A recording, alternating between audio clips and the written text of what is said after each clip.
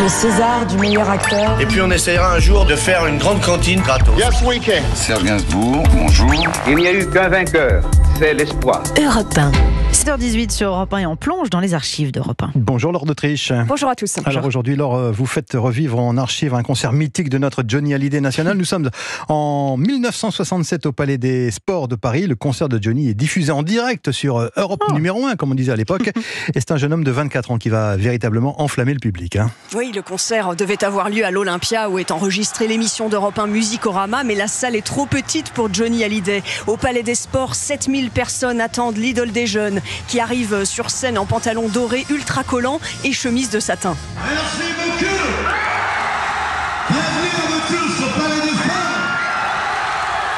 Peux-tu jamais me pardonner? Johnny veut du grand spectacle, 150 bombes de confettis, des canons qui lancent 10 000 fleurs, une tonne de pop-corn dispersée dans la foule. Alors qu'en cette année 1967, la guerre des 6 jours vient de commencer, Johnny modifie les paroles de sa chanson Hey Joe, le Vietnam la bombe devient Israël la bombe. Hey Joe, Israël la bombe, tu t'en fous de tout ça?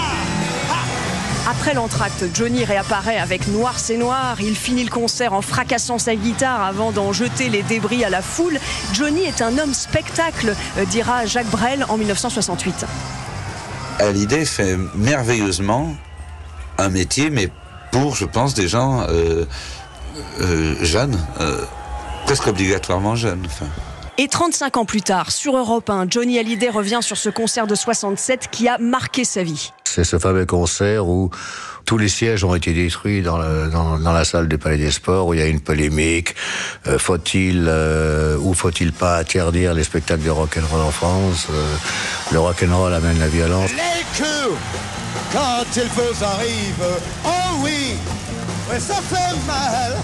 En 1967, un enregistrement immortalise ce concert au Palais des Sports. Au dos de la pochette du vinyle, on peut lire « Jamais encore un disque possédant un tel punch n'avait été réalisé ». Et pourtant, à ce moment-là, Johnny pensait qu'il ne durerait pas plus d'1 an ou 2 parce que le rock'n'roll était trop éloigné de la chanson française en vogue à l'époque. Merci Laure d'Autriche, réalisation sonore Sébastien Guidis.